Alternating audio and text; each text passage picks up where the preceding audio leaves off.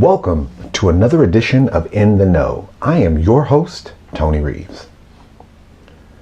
Now, I want to share with you a story about a recent personal experience that really touched my heart.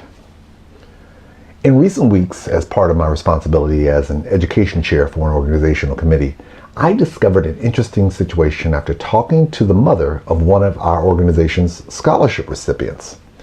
Now, her daughter is attending a university which offers merit scholarships for academic excellence. In other words, the school is rewarding her daughter with scholarship money based on her daughter's performance in high school. Now, unfortunately, the scholarship does not cover the entire cost of college.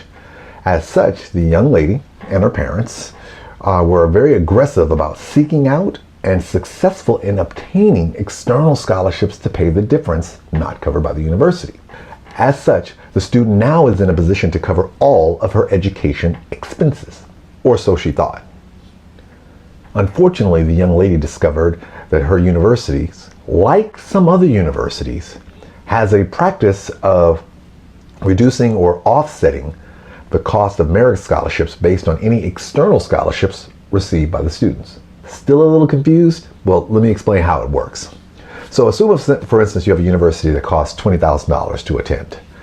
So let us also assume that the school offers $10,000 in merit scholarship money. Now, if you are the student or the student's parents, you may be thinking, cool, the university is going to cover $10,000, so we just have to cover the other $10,000. And in most cases, you'd be right. However, this is where it gets a little tricky. So let us assume that the student gets $10,000 in external scholarship money. In the eyes of the parents and the students, it's simple math. University gives you $10,000. You get $10,000 from outside scholarships. The two equals $20,000. Boom. School paid for. And again, in most cases, the parents and the students would be right. However, if the student is attending a college that reduces or offsets the cost of the merit scholarship that they award from any external scholarships, you're going to get a different type of math. So using the same example that I provided. So the school costs $20,000. The merit scholarship offered by the university is $10,000. Now, however, the $10,000 in external scholarship money is now subtracted from the merit scholarship money. So in essence, the student still owes $10,000. Now, I know some of you are out there thinking that this sounds a little shady, but if you think about it from a broader context, there is nothing wrong here. The university is not obligated to provide the scholarship, and if they can redirect the funds that from their merit scholarship to another deserving student because the original student was able to demonstrate the ability to fund their education on their own, there's probably a good idea that this is actually a good thing. However, for students or their families who are dealing with colleges and universities and how to pay for them, this can be a shock that forces students to scramble to figure out how they are going to pay for their education. So today, I want to talk to you about paying for college.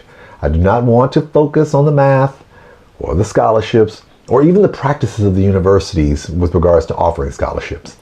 What I want to talk about today is the stress of paying for colleges and universities. In the know. Good evening, everyone. In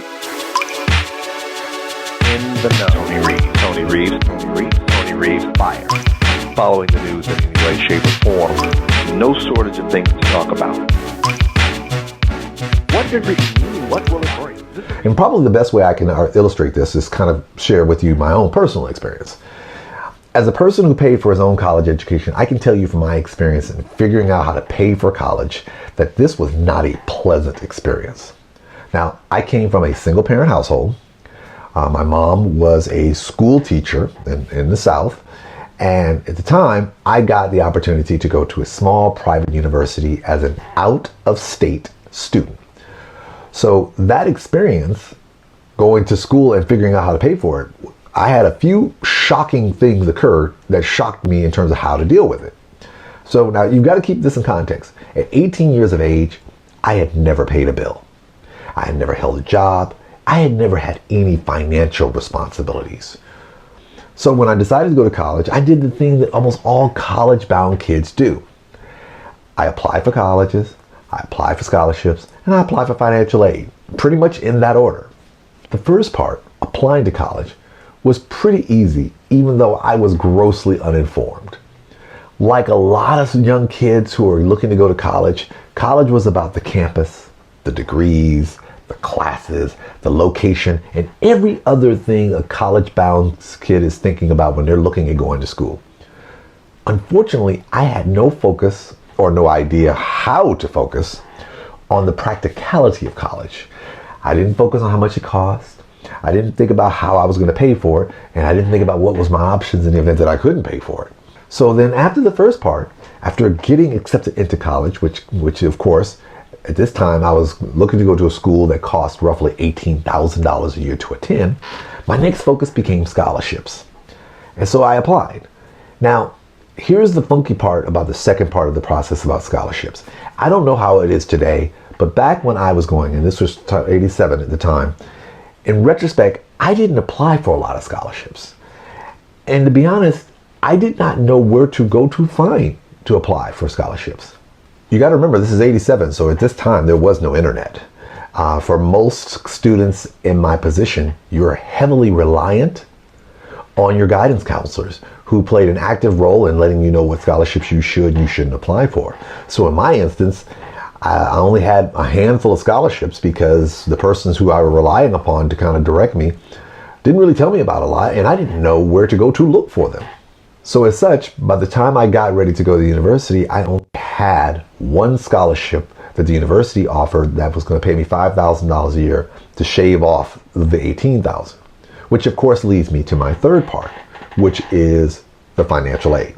Now remember, at the age of 18, I never understood what financial aid means or meant. I knew it would help pay for college, but I never understood the concept of interest rates or repayment structures or deferments or forbearance or any of those technical terms.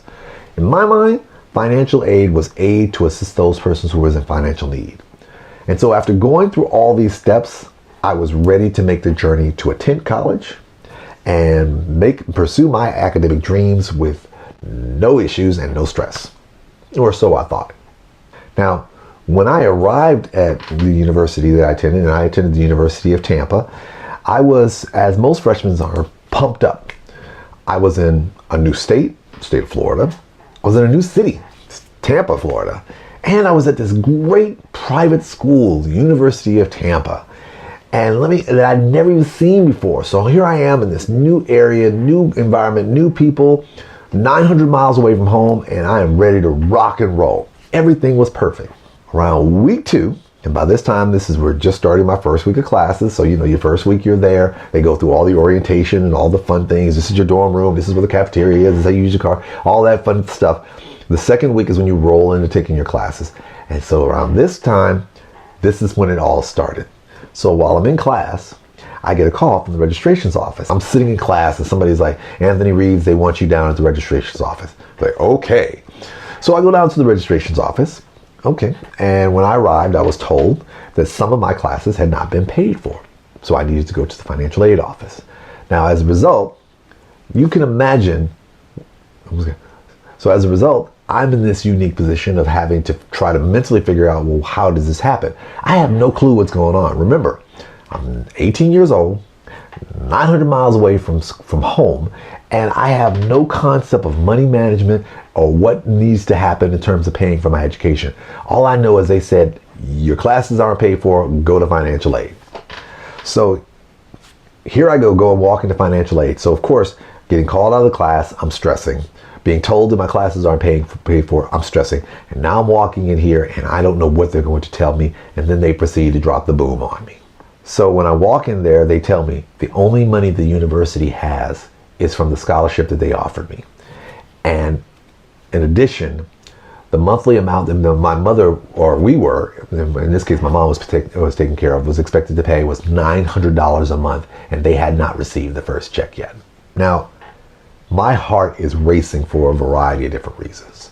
I'm sitting here freaking out because 1, my classes aren't paid for. 2, I don't have the money to pay for school. And 3, my rocket, who's been my mom for all these years, has never let me down, and today still has never let me down, didn't make a payment. I just knew this couldn't be right. So here I am, going, out of class, going back to my dorm room, getting ready to call my mother for what I envision is going to be a heart-wrenching conversation, because I am freaking out, because I'm trying to figure out what is happening here. I'm seeing my dream disintegrate right before my very eyes. So I'll go to the dorm and I get on the phone and I have this heart-wrenching conversation with my mom.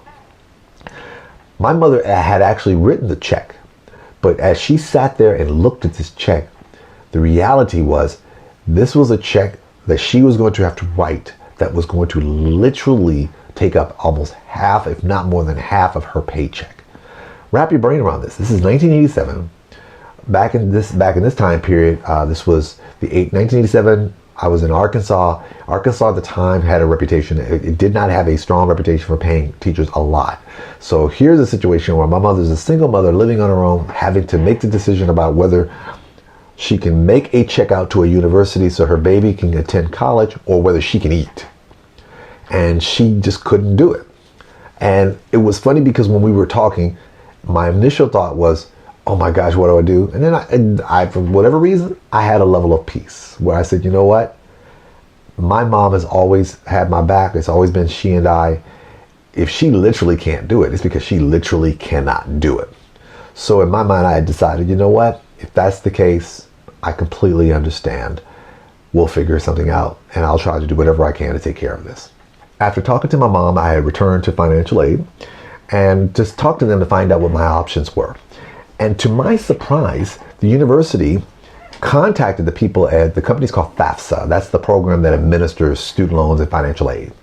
And what happened was that they determined the paperwork had actually been completed but was delayed a bit for their issues. And as such, once they had calculated, they released it to my financial aid office, and it was determined that I had enough money to take care of my education. So now with my student loans in place, everything was all good in the neighborhood. All right. But I didn't like that feeling. I didn't like the reality that somebody completing other paperwork caused such a ruckus that I was literally thinking about how I was going to need to leave like that day to go back home. So I then told myself I need to figure out a way to do this so that I'd never have that feeling again. Because during the time when I was spazzing out trying to make this happen, I had friends who did not come back.